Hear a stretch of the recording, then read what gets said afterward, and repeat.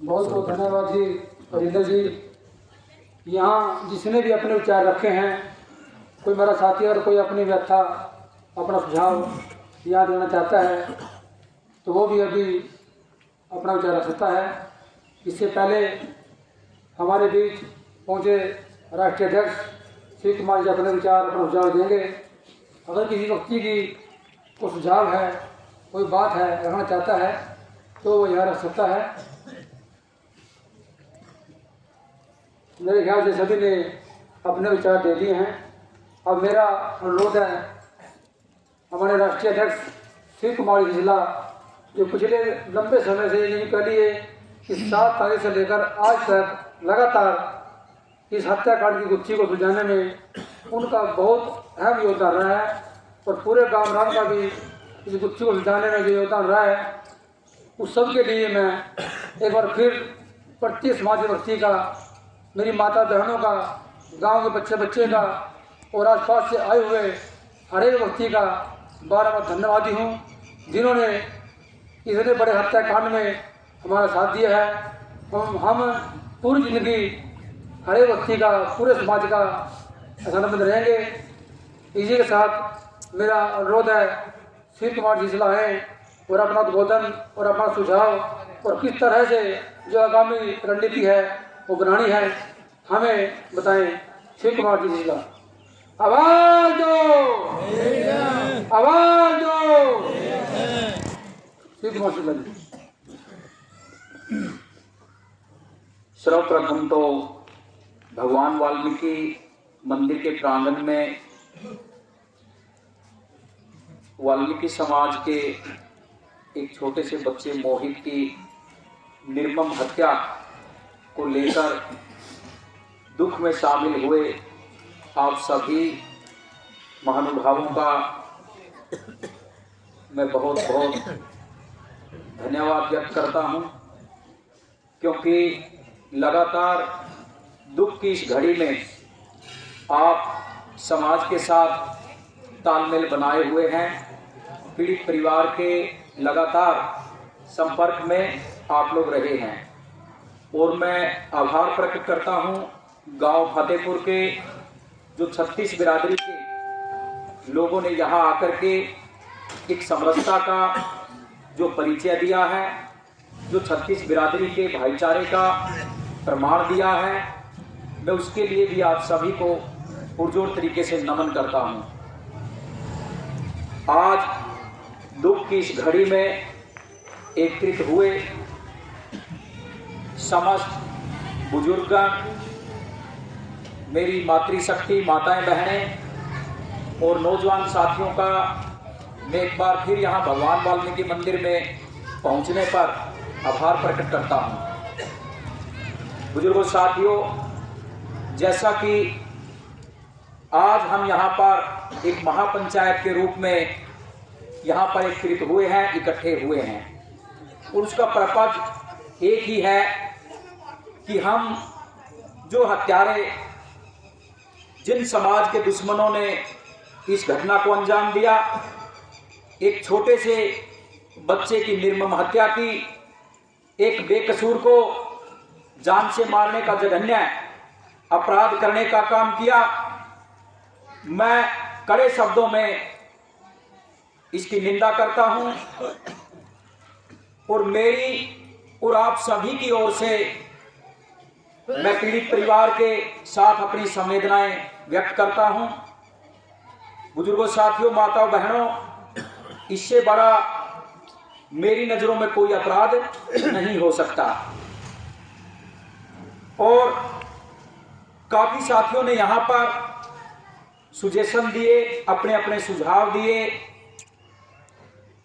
और हर व्यक्ति ने समर्थन जताया कि हम परिवार के साथ हैं, हम वाल्मीकि समाज के साथ हैं, क्योंकि ये अकेला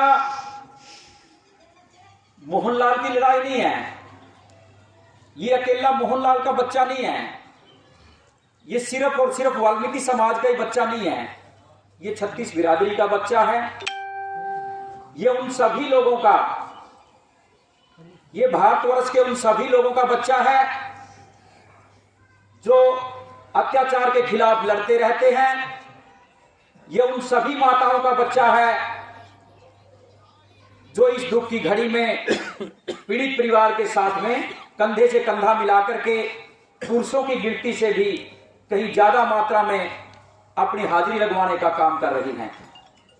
बुजुर्गों साथियों, काफी साथियों ने, बुद्धिजीवी लोगों ने सुझाव दिए, अपने सुजेशन दिए, और एक अपने वालिया साहब हैं एडवोकेट लक्की वालिया जी, इनकी बात से भी मैं इत्तेफाक रखता हूं कि उन्होंने एक टेक्निकल बात बताई है।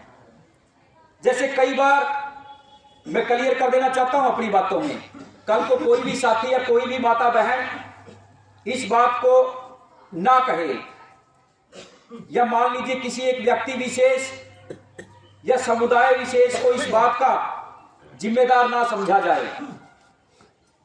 कोई साथी कहता है कि जी ऐसा काम कर दो कि दोषियों को फांसी हो जाए, ऐसा कोई प्रावधान नहीं है, वो कोर्ट का मैटर है। ऐसा कोई भी प्रावधान, क्योंकि देख ये तो यहां पर हमारा बेटा मरा है, दिन प्रतिदिन कत्ल होते रहते हैं। जज के सामने तो सिर्फ और सिर्फ एक बच्चे की हत्या है, और पता नहीं कितने बच्चों की हत्या, कितने बड़ों की हत्या, कितनी माताओं की, बहनों की, कितने नौजवान साथियों की हत्या दिन प्रतिदिन होती है। लेकिन इस मामले को सेंसिटिव किस प्रकार बनाया जाए और किस प्रकार ये हालात पैदा किए जाएं कि सरकार भी, कोर्ट भी इस बात को मानने के लिए, सुनने के लिए विवश हो जाए। हम अपनी बात सिर्फ सुना सकते हैं, महज सुना सकते हैं, दिखा सकते हैं। जिस प्रकार निर्भया कांड हुआ था,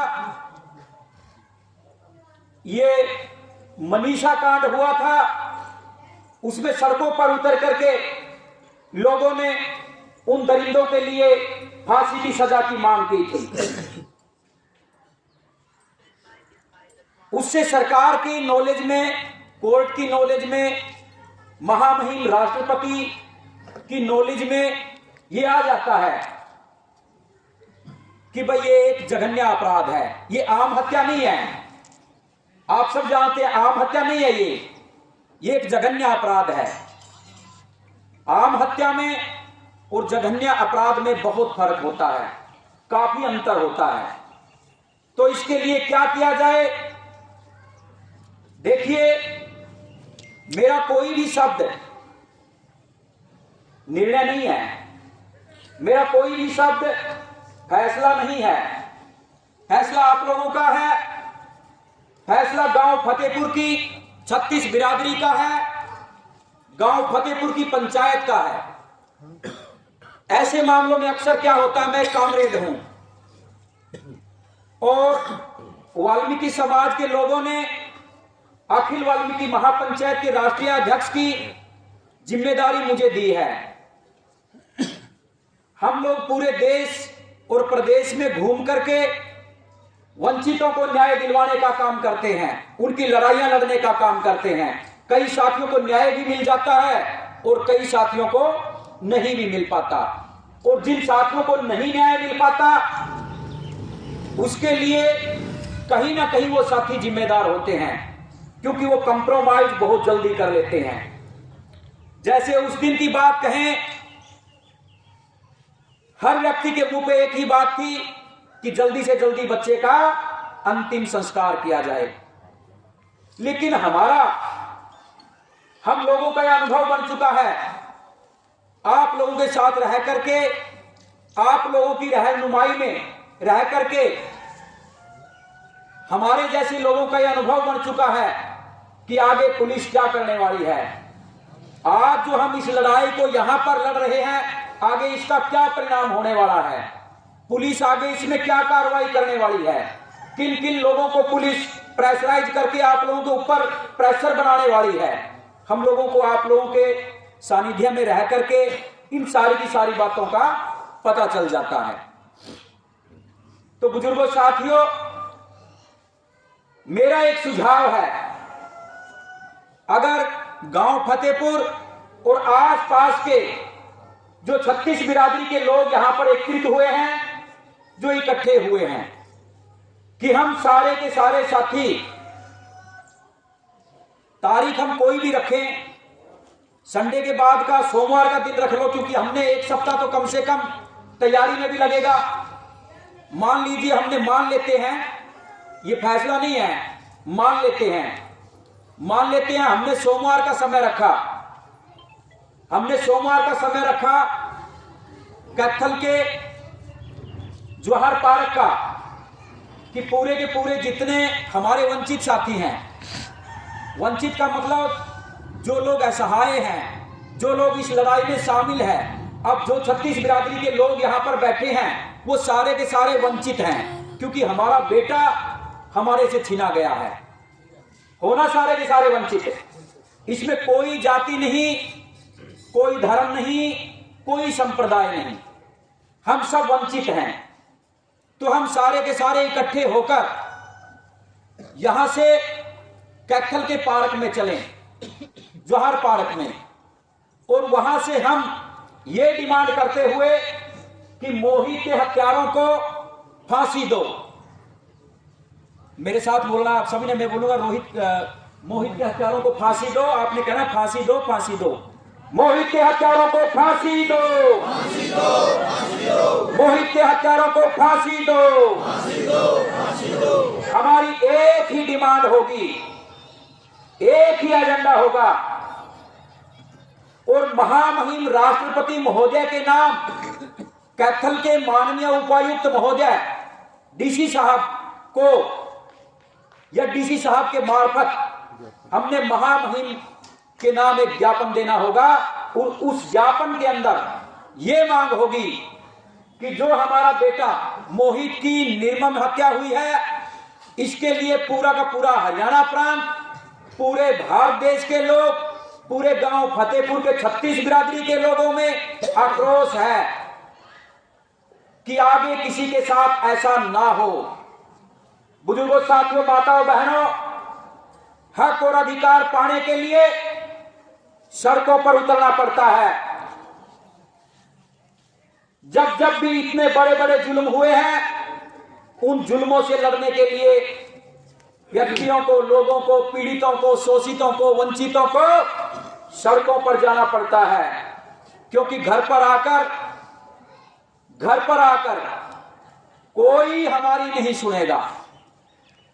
और वहां से भी हम ये गारंटी इस बात की नहीं है, इस बात की कोई गारंटी नहीं है कि दोषियों को फांसी की सजा ही मिलेगी।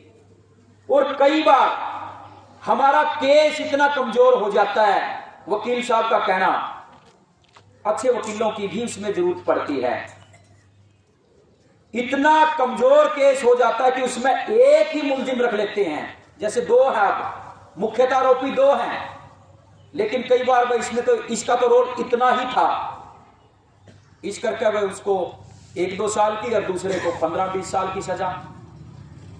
तो हम ये प्रयास करेंगे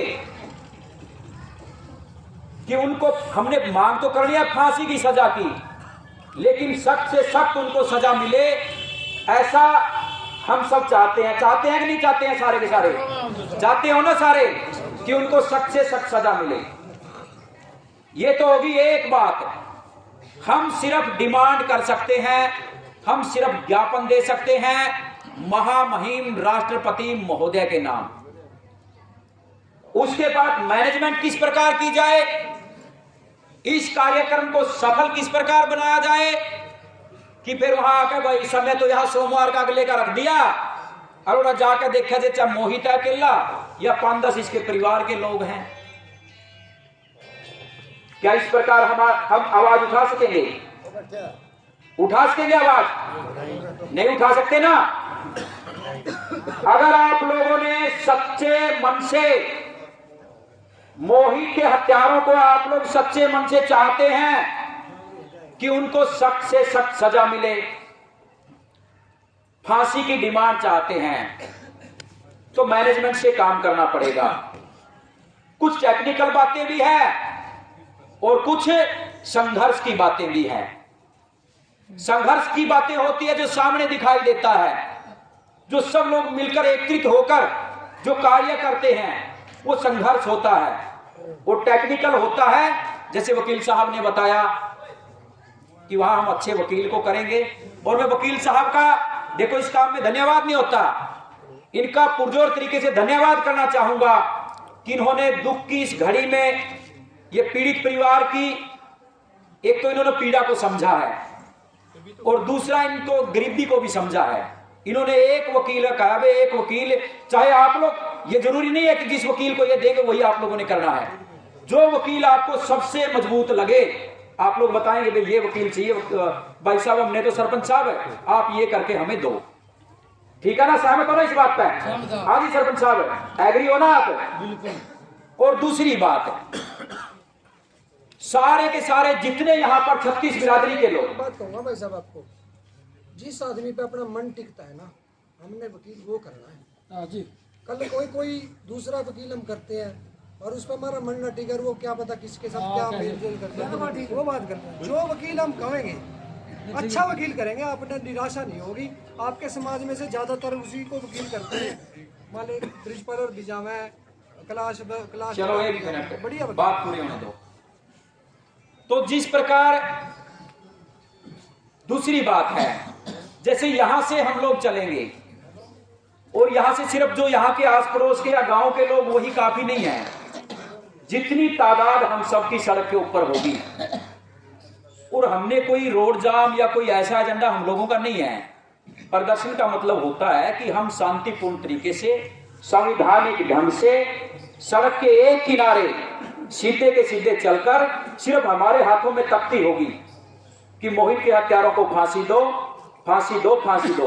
एक तख्ती पे लिखा होगा, उनके क्या नाम है, अमन और विकास, जैसे अमन और सावन को फांसी दो, फांसी दो, फांसी दो।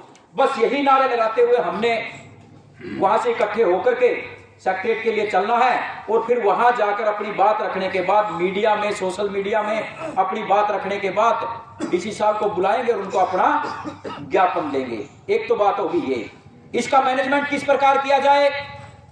जितने भी आप लोगों के रिश्तेदार हैं, रिश्तेदार तो केवल वाल्मीकि समाज के, गांव के तो लोगों को चलना है साथ में। जितने वाल्मीकि समाज गांव फतेहपुर के, मेरे ख्याल से 500 के आसपास तो घर हैं इनके, और एक आदमी के कम से कम 100 रिश्तेदार तो है ही हैं। और उन रिश्तेदारों को बोलो कि आप भी अपने रिश्तेदारों को फलाने दिन को कैथल के पार्क में लेकर के आए। इस प्रकार हम अपनी जनसंख्या को बढ़ा सकते हैं, बढ़ा सकते हैं ना। हर आदमी अपने अपने रिश्तेदार, अपने अपने साथियों को, अपने अपने घर वालों को बोलेगा या नहीं बोलेगा? हाथ खड़े करके बताओ, बोलेगा ना? सारे सबकी तरफ करो बेटा, सारे बोलोगे ना? तो एक तो आप लोगों ने ये करना है। दूसरी बात, मोहित यहां पूरे के पूरे परिवार में मेरे ख्याल से जितने गरीब लोग हैं, उन गरीबों की श्रेणी में भी सबसे गरीब आता है, ठीक है ना। एक तो इसका लड़का चला गया, 2 अगर हमें बताओ, एक लड़का था, वो एक ही था बेचारा, वो भी चला गया ना। ये काम धंधा करने की पोजीशन में है, ठीक है। सबसे पहले तो चलो आगे की रणनीति तो हम आगे बढ़ाएंगे। फिलहाल तो हम यहां जो धरना, जो प्रदर्शन है, उसकी बात कर रहे हैं, उसकी बात कर रहे हैं। उसके लिए गांव का जो आदमी सक्षम है, यहां 2-4 आदमियों की बना के कमेटी, जैसे अपने बैठे हैं ऋषि पाल जी हैं, चड्डा साहब हैं, कोच साहब बैठे हैं, जो भी 5-4 आदमी कमेटी बना के यहां पर आप लोग पैसे इकट्ठे करें उसके। और मैं अपनी ओर से 1100 रुपए जो इसमें जाएंगे ना साधनों में, अपने जो मेरे साथी आएंगे वो सारे के सारे अपने मेरे खर्चे पे आएंगे, उनके खर्चे पे आएंगे, उसका कोई वो नहीं। और जो यहाँ की जो कमेटी है उसको मैं 1100 रुपए ऋषि जी को दे देता हूं अभी। और आप सब भी जिस साथी पे जो भी बन पड़े, ज्यादा नहीं किसी ने करना, जिसके पास जैसे जिसको ठीक लगे वैसा कीजिए। और व्यक्ति तन, मन और धन, तीनों बातों से राजेंद्र भाई ने बताया, संघर्षी साथी है वो, आप किसी भी तरीके से सहयोग कर सकते हैं। ठीक है ना, क्योंकि इसमें आगे जाने के बाद भी हमारा खर्चा आएगा थोड़ा बहुत, भाई चाय पानी भी है, क्योंकि भूखा तो सारे ने मरना नहीं, वहाँ ब्रेड ब्रूड का और ये भी इंतजाम हम लोगों ने करना है, पानी के कैंपर वगैरह भी हमने करने हैं। और यहाँ के जो साधन है कम से कम मेरे ख्याल से 30 साधन तो 30-40 साधन तो यहाँ से जाने चाहिए। और जो भी हमारे गांव के मौजूद जो व्यक्ति हैं, हमारे सरपंच साहब हैं, पूर्व सरपंच हैं, या गांव के कोई भी जो सक्षम साथी हैं, जिन लोगों को ये लगता है कि आप लोग मजबूत हो और हम कितने चंद रुपए से 1 रुपए से लेकर हम भाई की मदद इस काम में कर सकते हैं। क्योंकि एक तरफ तो हम सब ने मान लिया कि मोहित जो है अकेले मोहनलाल का बेटा नहीं है, मोहित पूरे 36 बिरादरी के गांव फतेहपुर का बेटा है, ठीक है ना। तो सहयोग भी किसने करना पड़ेगा? हम सब ने करना पड़ेगा। करना पड़ेगा नहीं करना पड़ेगा? करना पड़ेगा ना। और जो वकीलों की फीस है, आगे का जो काम है, वो सब भी हम सब मिलकर लड़ेंगे, ठीक है ना। सब मिलकर लड़ोगे ना, मिलकर लड़ोगे सारे के सारे। बुजुर्गों, साथियों, माताओं, बहनों, आप सभी ने इसी बात को लेकर के आगे चलना है, अपनी रणनीति बनानी है। मैंने अपना सुजेशन दे दिया, मैंने अपना सुझाव दे दिया। मेरा सुझाव है कि संडे के बाद आने वाला जो सोमवार है उसको आप लोग, उस दिन आप लोग सारे के सारे प्रदर्शन के लिए चलें। युवा साथियों से पुरजोर अपील है, विनती है हाथ जोड़कर कि कोई भी साथी भ्रष्टाचार का, अहिंसा का रास्ता, हिंसा का रास्ता न अपनाए। क्योंकि आप किसान वर्ग को देख लीजिए, किसानों ने 1.25 साल तक संघर्ष किया, लेकिन शांतिपूर्ण ढंग से किया, उनका संघर्ष कामयाब रहा। और भैया, जलने से, बुझने से पहले दिया बहुत ज्यादा फड़फड़ाता है ना, बुजुर्गों को पता है। जब दिया बुझने की कगार पर होता है तो फड़फड़ाता है बहुत ज्यादा, क्योंकि उसका समय नजदीक होता है, उसको बुझना होता है, उसके अंदर का तेल खत्म हुआ होता है। तो बुजुर्गों, साथियों, नौजवान भाइयों, आप सभी ने संवैधानिक ढंग से दिखाना है कि गांव फतेहपुर का जो 36 बिरादरी का जो समाज है, जो वाल्मीकि समाज है, वो सभ्य है, सुशिक्षित है और अपने हक और अधिकारों के प्रति लड़ना भी जानता है और संवैधानिक ढंग से आवाज उठाना भी जानता है। तो जिस प्रकार बुजुर्गों, साथियों, माताओं, बहनों, बाबा साहब भीमराव अंबेडकर जी ने कहा था, शिक्षित बनो, संगठित रहो और संघर्ष करो। शिक्षा का मतलब ये नहीं है कि सिर्फ पढ़ाई लिखाई कर ली कि अपने आप तक सीमित हो गए, अपने बाल बच्चों तक सीमित हो गए, सिर्फ एक व्यक्ति तक सीमित हो गए, सिर्फ अपने रोजगार तक सीमित हो गए। शिक्षित बनने का आशय बाबा साहब भीमराव अंबेडकर का ऐसा नहीं था। शिक्षित बनने का बाबा साहब का आशय था कि अपने हक और अधिकारों के प्रति जागरूक हो जाओ, सज्ज हो जाओ और फिर संघर्ष करो। संघर्ष कौन कर सकता है? शिक्षित, जिसको अपने हक और अधिकारों का पता है, वो व्यक्ति संघर्ष कर सकते हैं। और उसके बाद संघर्ष करो। शिक्षित और संगठित व्यक्ति ही संघर्ष का असली मूल्य पहचान सकता है। ये नहीं है कि हमने शहर में जाकर तोड़फोड़ कर दी तो हमने जंग जीत ली, ऐसा नहीं है, ऐसा नहीं होता। अगर जंग को जीतना है तो संवैधानिक ढंग से आप लोगों ने अपनी आवाज भी उठानी पड़ेगी, अपनी लड़ाई भी लड़नी पड़ेगी। तो बुजुर्गों, साथियों, मेरा तो आप सभी से यही कहना है कि सारे के सारे साथी एकजुट हो जाएं और जितने युवा साथी हैं आज से ही मैसेज डालना शुरू कर देंगे।